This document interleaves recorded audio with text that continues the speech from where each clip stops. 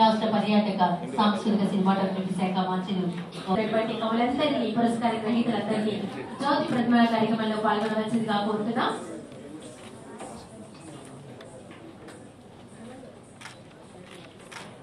ఆంధ్ర భోజులు గంభీరము కాంతి సీకులు తెరచాటు బాపూజీ నేతాజీ స్వయంవరం కొత్తలోకం క్రీస్తు చరిత్ర నాగార్జున సాగరం ఇలాంటి ఎన్నో రచించారు రచనలు. క్రీస్తు చరిత్రకు కేంద్ర సాహిత్య అకాడమీ అవార్డు లభించింది. ఆంధ్రప్రదేశ్ శాసన మండలి సభ్యులుగా 1964లో నియమితులయ్యారు. కళా ప్రపూర్ణ బిరుదు అందుకున్నారు. 1975 సంవత్సరాల భారత ప్రభుత్వం వారిచే పద్మభూషణ్ పురస్కారం అందుకున్నారు.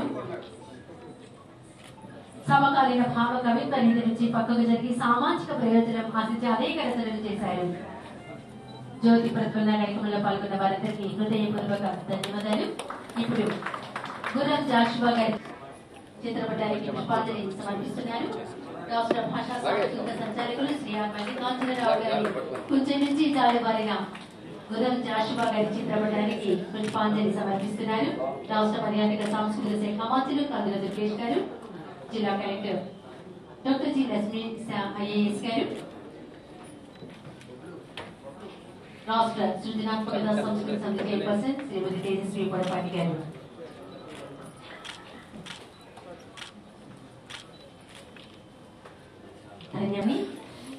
రాష్ట్ర సృజనాత్మకత సంస్కృతి సమితి చైర్పర్సన్ తేజస్వి పొడపాటి గారిని కోరుతున్నాం. రాష్ట్ర భాషా సాంస్కృతిక శాఖ సంచాలకులు శ్రీ రేగుల మల్లికార్జునరావు గారు రచించినటువంటి విశ్వనరుడు గుర్రం జాషువా పుస్తక ఆవిష్కరణ కార్యక్రమం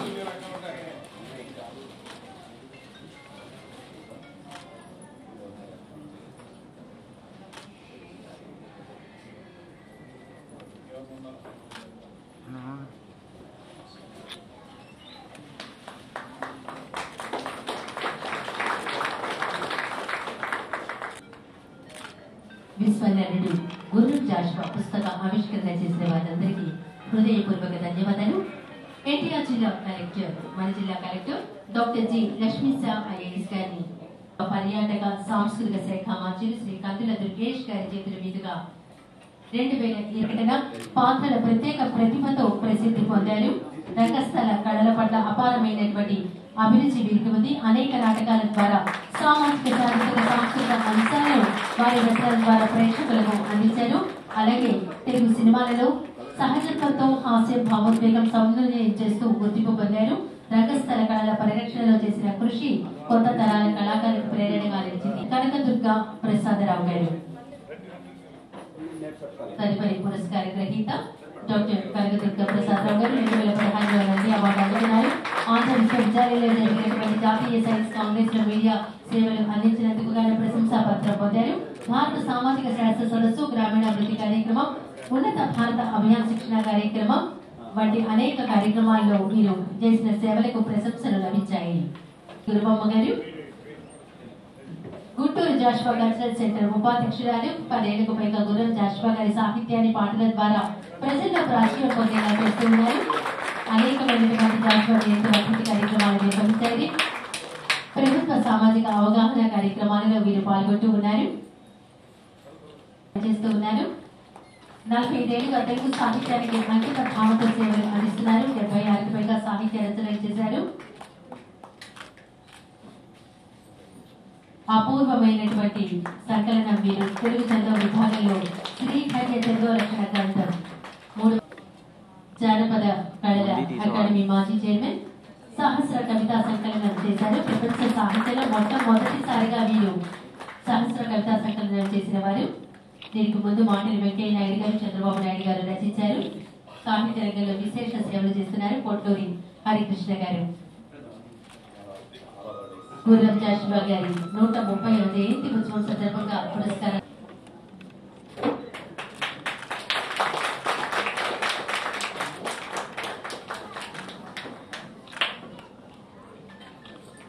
అతి తక్కువగా తెలియడం అనేది నిజంగా బాధాకరం. అందరికీ అర్థమయ్యేటట్టు, ముఖ్యంగా ఇక్కడ చాలా మంది చిన్నపిల్లలు కూడా ఉన్నారు కాబట్టి అందరికీ అర్థమయ్యేటట్టు కొన్ని మాటలు చెప్పాలనుకుంటున్నాను వారి గురించి. కవిత్వం అంటే కేవలం పద్యం లేదా సాహిత్యం అనుకునే రోజుల్లో కవిత్వం అంటే సమాజాన్ని మార్చే ఒక ఆయుధం అని నమ్మిన మహాకవి గుర్రం జాషువా గారు. వారి నమ్మకంతో సమాజంలో ఉన్న ఎన్నో రుగ్మతులు, ముఖ్యంగా కుల మత విద్వేషాలతో రగులుతున్న 20వ శతాబ్దం మొదట్లో ఈ కుల మత విద్వేషాలను కేవలం కత్తితోటి కాదు కలంతోటి మారుస్తాను అని నమ్మి ఒక విప్లవాన్ని కవిత్వం ద్వారా తీసుకొచ్చిన మహాకవి కూడా గుర్రం జాషువా గారు. అదేవిధంగా గుర్రం జాషువా గారు ఆ రోజుల్లో అంటే 100 ఏళ్ల క్రితం కుల మత విద్వేషాల గురించి పోరాడి కవిత్వంతో పారుద్రోలారు. మనం ఈనాటికి కూడా హ్యూమన్ రైట్స్ అని, ఈక్వాలిటీ ఇన్ ద సొసైటీ అని చెప్పి వీటన్నిటి గురించి ఇంకా పోరాటం చేస్తూనే ఉన్నాం. కాబట్టి ఈ తరం వారికి ఆ రోజు పడిన కష్టం ఏంటి, ఆ రోజుల్లోనే ఎలాగ మనిషి అంటే మానవత్వంతోటే చూడాలి కానీ మనిషి అంటే రంగు రూపం దేవుడు ఇచ్చిన పుట్టుకతోటి కాదు, మానవత్వంతో చూడాలి అని ఆ రోజుల్లో వారు ఎలాగ సమాజాన్ని ఉద్ధరించారు, ఎలాగ మార్చారు అన్నది ఈనాటి మన సమాజంలో ఉన్న ప్రతి ఒక్కళ్ళు ప్రేరణగా తీసుకొని ఈ రోజుల్లో కూడా కొనసాగుతున్న ఆ సమాజ రుగ్మతుల్ని పారద్రోలడానికి వారిని ఒక ఇన్స్పిరేషన్ గా తీసుకోవాలి. వారి గురించి ఒక గబ్బిలం అనే ఒక దాన్ని చదివిన తర్వాత తెలిసింది ఏంటంటే, గబ్బిలాన్ని దేవాలయంలోకి వెళ్ళేటప్పుడు ఎవరు ఆపరు, కానీ ఒక మనిషి వెళ్తుంటే అతని కులం అతని మతం ఆధారంగా దేవుడి దగ్గరికి వెళ్ళనివ్వరు అనే ఒక చిన్న కవిత్వం ఏదైతే ఉందో సమాజంలో ఎంతో మంది ఎన్నో ఏళ్లగా ఉన్న ఆలోచనని కేవలం ఈ కవిత్వం పారద్రోలింది. ఈనాటికి మన డిప్యూటీ సీఎం గారు ఈరోజు విశ్వనరుడు అని ఏ పుస్తకం అయితే మనం లాంచ్ చేసామో దాని గురించి ప్రస్తావిస్తూ విశ్వనరుడు గుర్రం జాషువా గారు రాసిన విశ్వనరుడు అనే పుస్తకాన్ని నేను ఇన్స్పిరేషన్ గా తీసుకొని సాగుతున్న వాడిని. నాకు కులం లేదు, మతం లేదు, అలాంటి భేదాలు నాకు ఎలాంటివి లేవు అని వారు స్వయంగా ప్రస్తావించారు. గుర్రం జాషువా గారి గురించి అనేక మార్లు వారి మనసులో తెచ్చిన మార్పుని గురించి కూడా ప్రస్తావించారు. ఈ జనరేషన్ వాళ్ళని నేను కోరుతుంది ఒకటే, నేను అసలు గుర్రం జాషువా గారి గురించి తెలుసుకుందామని యూట్యూబ్ ఓపెన్ చేస్తే మన లక్ష్మణ్ గారు మాట్లాడిన ఎన్నో వీడియోస్ నేను చూశాను. మీలాంటి వారు ఈ రోజు సమాజంలో ఈ జనరేషన్ కి అర్థమయ్యేటట్టుగా వారి గురించి తెలియజేసే బాధ్యతను తీసుకోవాలని ఇక్కడ ఉన్న అవార్డీస్ అందరినీ కూడా వారు ఎలాగైతే చీత్కారాల నుంచి పద్మభూషణ్ అనే సత్కారం వరకు ఎదిగారో ఈ రోజు మీకు వచ్చిన పద్మభూషణ్ లాంటిదే వారి నుంచి వచ్చిన అవార్డు. కాబట్టి ఆయన ఎప్పుడు ఒకటే చెప్పేవారు, నాకు ఎలాంటి గురువులు లేరు, నాకున్న గురువులు రెండే, ఒకటి పేదరికం, 2 మత భేదాలు. ఈ 2 నన్ను ఒక గొప్ప కవిగా తీర్చిదిద్దాయని వారు ఎప్పుడు నమ్ముతారు. వారే మన గురువుగా భావించి వారు మనకి నేర్పించిన ఈ సమాజంలో మార్పు తేవడానికి కవిత్వం అనే ఆయుధాన్ని వారు ఎలా వాడారో వారు నేర్పించింది ఈ రోజు మనం సమాజంలో మళ్ళీ తిరిగి ఉపయోగించాల్సిన సమయం వచ్చింది.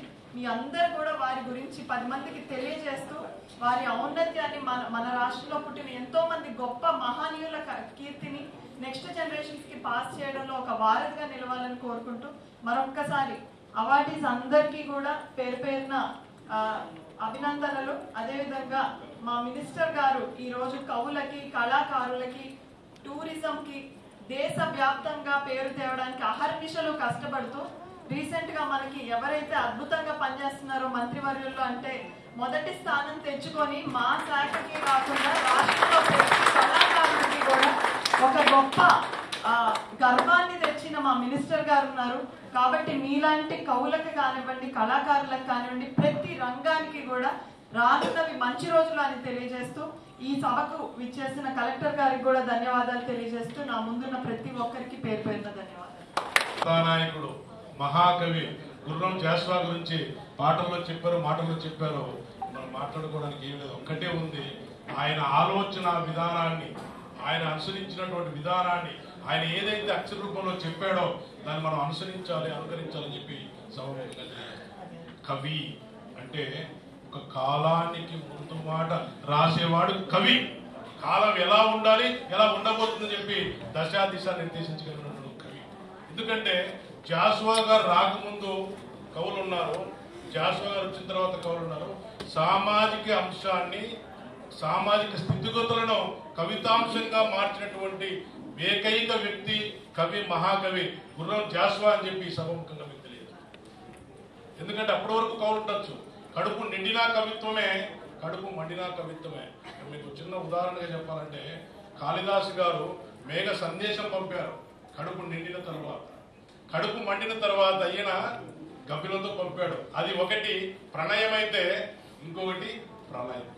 అంటే ఒక వస్తువుని ఏ విధంగా తీసుకోవచ్చు అన్నటువంటి ఒక శక్తిని ఆ రోజుల్లో సిద్ధాంతాలుగా మనుషులకి మాటలకి వ్యవస్థకు ఉన్నటువంటి అంతరాల నడువున ఎక్కడైతే చిత్కారాలు పొందాడో అక్కడే సత్కారాలు పొందినటువంటి అరుదైన ఆ మహాకవి జయంతి వేడుకల్లో లేదా అలాంటి సందర్భంలో పురస్కారం పొందడం అనేది నేను గర్వంగా భావిస్తున్నానని చెప్పి ఎందుకంటే మన దేశమే కాదు పక్క దేశాల ఉపరాష్ట్రపతుల చేతుల మీదుగా నేను అవార్డు తీసుకున్నా. అయినా ఆ రోజు కంటే కూడా ఈ రోజు నాకు సంతృప్తిగా ఉందని చెప్పి ఈ సభ ముఖ్యంగా తెలియజేస్తాను. నా అదృష్టం ఏంటంటే ఈ మహానుభావుడి గతంలో అవార్డు ఇచ్చినప్పుడు అవార్డు సెలక్షన్ కమిటీలో కూడా నేను అంటే ఒక సందర్భం బహుశా మా కందులన్న చేతుల మీదుగా తీసుకోవాలని రాసి పెట్టుందేమో ఇన్ని రోజులు ఆగిందని చెప్పి కూడా సభగా తెలియజేస్తున్నారు. ఇకపోతే మనం ఒక గుర్తు పెట్టుకోవాల్సి ఏంటంటే ఏ కవైనా కానీ బహుశా జాషువా గారిని తీసుకుంటే అస్త్రాలతో కాదు అక్షరాలతో కూడా యుద్ధం చేయొచ్చని నిరూపించిన మహాకవి అని చెప్పి కూడా ఈ సభాముఖంగా తెలియజేయడానికి అంటే తన పదాలనే ఆయుధాలుగా అక్షరాలనే అస్త్రాలుగా మార్చాడు. ఇంకా చాలా మంది యుద్ధం చేయాలంటే అస్త్రాలు అక్కర్లేదు. అలాంటి ఒక గొప్ప కవి మనం చేసుకోవచ్చు. ఎందుకంటే ఆయన రాష్ట్రం ఇందాక మా చోటు చెప్పాడు ఇచ్చోటనే కదా సఖ్యవేంద్రుడికి ఇచ్చోటనే కదా. అంటే ఇలా ప్రతి కవి కూడా మనకు తీసుకున్నటువంటి ఒక ఏ గ్రామానికి వెళ్ళినా ఏ సందర్భానికి వెళ్ళినా కూడా మనకు ఉన్నటువంటి ఒక డ్రామా పద్యాలు పాడే ప్రతి ఒక్కరు పశువుల కాపురి నుంచి ప్రపంచాధినేత వరకు పాడుకోగలిగినటువంటి సాహిత్యాన్ని అందించాలని చెప్పి తెలియజేస్తూ ఏదేమైనప్పటికీ ఆయన గురించి నాకు ఒక మాట గుర్తొస్తుంటుంది. ఒక చిన్న మొలకగా ఉన్నప్పుడు చాలా మంది ఒక రాళ్ళు వేశారు ఎదగూడదనో విరిగిపోవాలని. ఆ మొలక కాస్త చెట్టుగా పెరిగి మానుగా పెరిగి మహావృక్షంగా పెరిగింది. ఆ రోజు ఏదైతే ఆ రాళ్ళు చెట్టు మీద పడ్డప్పుడు రాళ్ళను దాటుకోలేక మనకు సందులోంచి పెరుగుతూ వచ్చింది. కొంతకాలమే పెరుగుతూ ఆ రాళ్ళు పక్కకి వెళ్ళిపోయే స్థాయికి వచ్చినటువంటి ఒక చరిత్ర ఆ వంపులను మలుపులను చూస్తే నీకు ఎప్పుడైనా ఒక కష్టం వస్తే నీకు ఎప్పుడైనా ఒక బాధ అనిపిస్తే ఎప్పుడైనా మానసిక నిస్పృహత కలిగినప్పుడు ఒక జాషువా పద్యాన్ని కానీ జాషువా సాహిత్యాన్ని కానీ మనం వినగలిగితే గొప్పగా ఉంటామని చెప్పి తెలియజేస్తూ ఒక ఉదాహరణ చెప్పి ముగిస్తాను. నాకు తెలిసినంత వరకు ఈ ప్రపంచంలో కోట్లు సంపాదించిన కవులు లేరు. కోట్ల హృదయాలను కదిలించేది మాత్రం తప్పకుండా ఒక కవి కళాకారుడు అని చెప్పి ఇకపోతే మనం జాషువాను కాపాడుకోవాలి. జాషువా గురించి కాపాడుకోవాలంటే ఆయన పద్యాన్ని అర్థం కావాలన్నా ఆయన భాష అర్థం కావాలంటే మన భాషను కూడా కాపాడుకోవాలని చెప్పి తెలుగే లేనప్పుడు తెలుగు భాష లేనప్పుడు జాషువా ఎవరికి అర్థం. అందుకని చాలా మంది ఈ మధ్య చెప్తుంటారు భాష ప్రమాదంలో ఉంది. నాకు తెలిసి భాష కాదు ప్రమాదం ఉన్నది జాతి. తెలుగు మాట్లాడితే నువ్వు తెలుగోడు అయ్యావు, కన్నడ మాట్లాడితే కన్నడ వాడయ్యాడు, తమిళ మాట్లాడే నీ కొడుకో మనవాడు తెలుగు మాట్లాడినప్పుడు ఇది ఏ జాతిని ప్రశ్నించితే మన జాతి చెప్పుకోరని దౌర్భాగ్య స్థితిలో మనం ఉండబోతున్నాం. అందుకని మనం అందరం కాపాడుకోవాల్సింది భాష. భాష అంటే ఒక సంస్కృతిని మోసుకెళ్లే రక్త ప్రవాహం.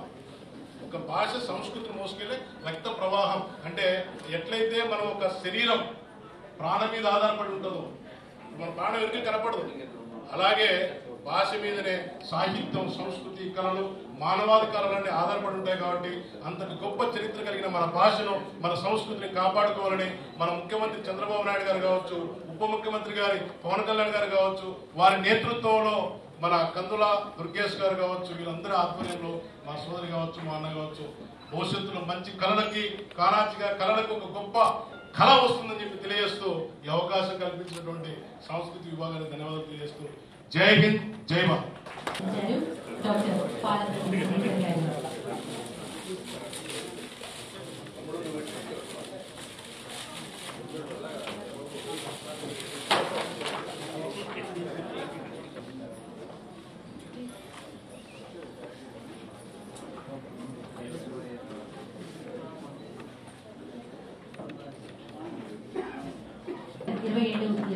తేదీల్లో ప్రపంచ తెలుగు కవుల మహాసభలకు సంబంధించినటువంటి పోస్టర్ ఆవిష్కరణ చేయవలసిందిగా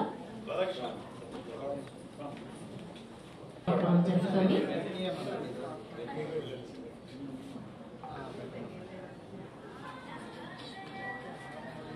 ధన్యవాదాలండి.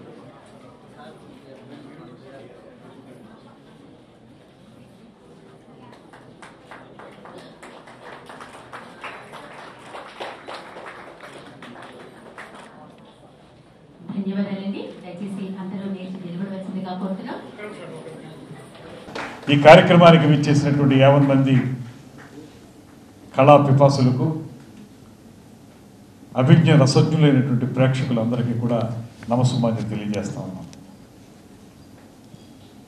నిజానికి ఈ కార్యక్రమంలో ఇంతసేపు పాలుపంచుకున్న తర్వాత స్పష్టంగా ఒక పక్కన రమణ గారు కానీ, మరో పక్కన గురవమ్మ గారు కానీ, అదేవిధంగా గుమ్మడి గోపాలకృష్ణ గారు, అదేవిధంగా మిత్రులు పాలపర్తి శ్రీధర్ గారు, వీరందరూ గానం చేసినటువంటి గుర్రం జాషువా గారి యొక్క జీవన కథనాన్ని విన్న తర్వాత ఆయన గురించి మనందరం భావితరాల వారికి ఏ రకంగా తెలియజెప్పాలనేటువంటి ఆలోచన కలిగేటువంటి అద్భుతమైనటువంటి కార్యక్రమాన్ని చూసాం. నిజానికి గుర్రం జాషువా గారి యొక్క గొప్పదనాన్ని అనేక సందర్భాల్లో మనందరం కూడా గమనించినప్పటికీ కూడా ప్రత్యేకించి మాట్లాడుకోవాల్సినటువంటి అంశం 2. ఒకటి, ఆయన ఒక వరవడిలో కొట్టుకుపోతున్నటువంటి తెలుగు సాహిత్య రంగాన్ని, కవిత్వాన్ని ముఖ్యంగా ఒక మలుపు తిప్పి భావ కవితా విధానం కాదు మనకు కేవలం కావలసింది, పేదవాడి ఆకలి, అస్పృశ్యత, పేదరికం, కుల విభేదాలు, వీటన్నిటి మీద కూడా కళాన్ని చుడిపించాలనేటువంటి మాటతోటి అద్భుతమైనటువంటి కవితా చరిని మనకు అందించినటువంటి మహానుభావుడు గుర్రం జాషువా గారు అనేటువంటి మాటని ఈ సందర్భంగా గుర్తు చేసుకోవాలి. ఆయన ఉన్నప్పుడు, ఆయన చిన్నతనం కానీ, ఆయన విద్యాభ్యాసం జరిగినప్పుడు కానీ ఆయన ఎదుర్కొన్నటువంటి సమస్యలు, ముఖ్యంగా వర్గ విచక్షణ వల్ల, కుల విచక్షణ వల్ల ఆయన పడినటువంటి బాధలు. ఇందాక గాయకుల్లో ఒకరు పాడుతూ చెప్పినటువంటి మాట, ఆయన యొక్క కవిత్వాన్ని చూసి అద్భుతంగా ఉంది, బళి బళి అన్నటువంటి వాళ్ళే ఆయన కులం ఏంటో తెలుసుకున్న తర్వాత చివుక్కున లేచి వెళ్ళిపోయినటువంటి సంఘటన ఏదైతే ఉందో, దాన్ని వారు వర్ణించినటువంటి విధానం ఏదైతే ఉందో అది మన మనస్సుల్ని పూర్తిగా కదిలిస్తుందనేటువంటి మాటని సందర్భంగా మనం చేస్తున్నాం. అందుకే ఆయన కళాన్ని ఆయుధంగా వాడుకుని సమాజంలో ఉన్నటువంటి రుగ్మతలు, ముఖ్యంగా కుల విభేదాలు, కులం ప్రామాణికంగా ఒక మనిషి యొక్క వ్యక్తిత్వాన్ని గుర్తించేటువంటి విధానాన్ని నిరసిస్తూ, దీనికంటే గుణం ప్రధానం, మన కవిత్వం ప్రధానం అనేటువంటి మాటని వారు చెప్పినటువంటి పద్ధతి, ఇవన్నీ కూడా భావితరాల వారికి చాలా అవసరం. ముఖ్యమైనటువంటి మాట చెప్పాలి, ఒక రాజు మరణిస్తే తార రాలిపోతుంది, ఒక సుకవి మరణిస్తే తార గగనానికి ఎక్కుతుంది. రాజులు రాతి విగ్రహాలు ఎందుకు జీవిస్తారు తప్పితే సుకవి మాత్రం ప్రజల నాలుకల మీద జీవిస్తూ ఉంటాడనేటువంటి ఈ పదం ఏదైతే ఉందో, సుకవి ప్రజల నాలుకల మీద జీవిస్తారు అనేటువంటి మాట, ఆయన జీవితమే మనకి ప్రత్యక్ష ఉదాహరణ అనేటువంటి మాటని మీ అందరికీ మనం చేస్తున్నాను.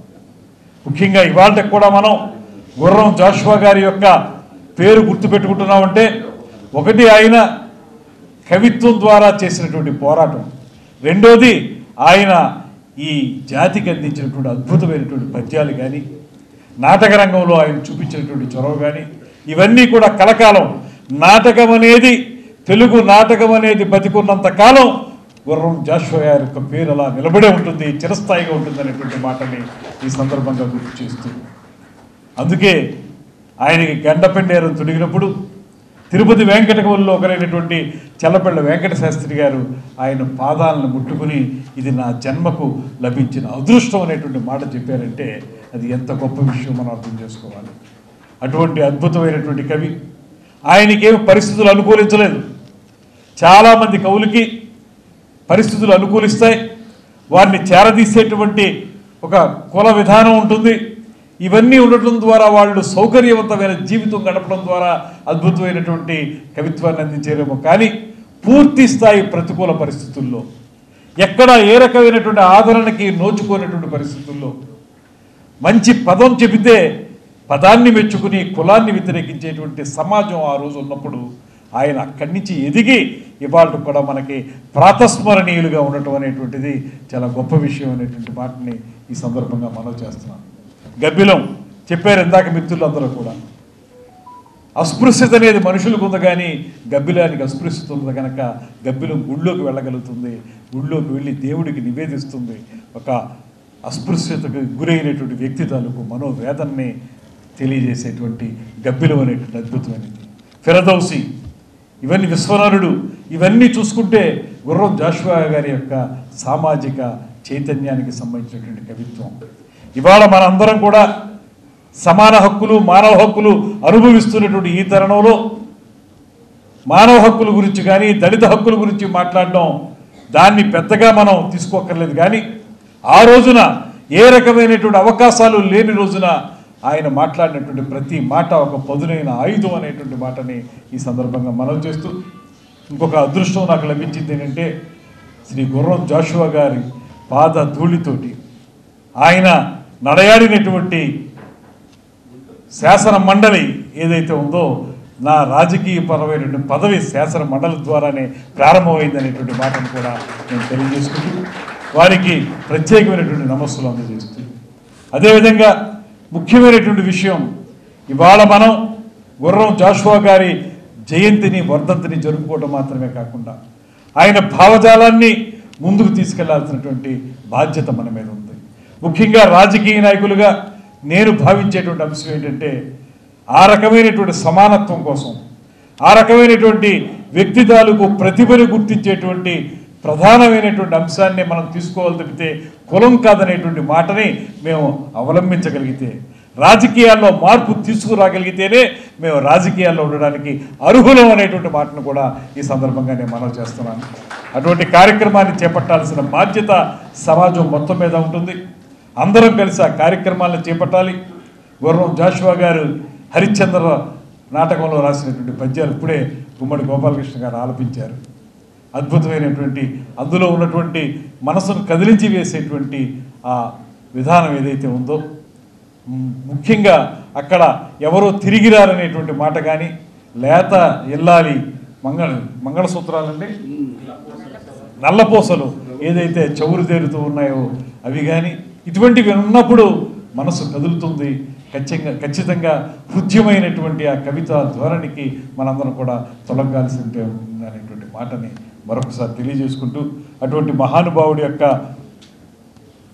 జయంతి ఉత్సవం సందర్భంగా ఎవరైతే ఈ అవార్డు గ్రహీతలు ఉన్నారో వారిని ప్రత్యేకంగా నేను అభినందిస్తున్నాను.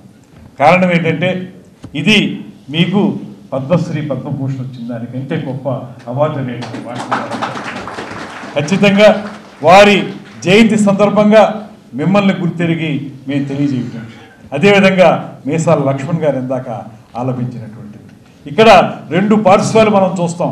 ఒక పక్కన గంభీరమైనటువంటి స్వరంతో గుమ్మడి గోపాలకృష్ణ గారు, శ్రావ్యమైనటువంటి మధురమైనటువంటి గొంతుతోటి లక్ష్మణ్ గారు, ఇద్దరు కూడా రెండు భిన్న దృక్పథాలకు సంబంధించినటువంటి ఒక పాటకి రెండు పార్శ్వాలుగా మనకి వినిపించినటువంటి వారికి ప్రత్యేకమైనటువంటి అభినందనలు తెలియజేస్తూ, నా ఆల్ టైమ్ ఫేవరెట్ రమణ గారు, ఆయనకి నేను ప్రత్యేకంగా ఎల్లప్పుడూ కూడా చాలా అద్భుతంగా, ఇవాళ వారితో పాటు గౌరమ్మ గారిని కూడా చూసిన తర్వాత ఆవిడ కూడా అద్భుతంగా ఆలపించారు.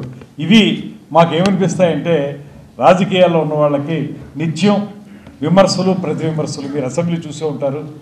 అదృష్టవశాత్తు వాళ్ళు రావటం లేదు కనుక అక్కడ గొడవ లేదు కనుక, కానీ కౌన్సిల్లోకి వచ్చేటప్పటికి గొడవ ఉంటానే ఉంది.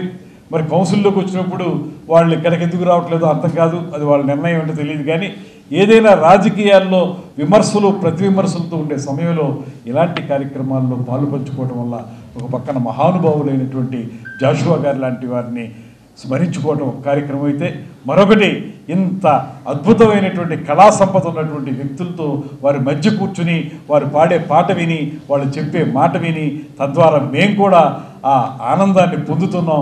తద్వారా మా మనసుకి ఇది ఒక ఊరట కలిగిస్తుంది, మమ్మల్ని పునీతుల్ని చేస్తుంది అనేటువంటి మాటను కూడా ఈ సందర్భంగా నేను నమ్ముతూ ఇటువంటి కార్యక్రమాల్లో పాలు పంచుకోవడం వల్లే మా మొహంలో కళ పెరిగిందనేటువంటి వారికి తెలియజేస్తూ అందువల్లే మేము ప్రత్యేకంగా ఆనందంగా ఉండగలుగుతున్నాం. ముఖ్యంగా ప్రతిభావంతులకి ఇంత అవకాశం ఉండదు.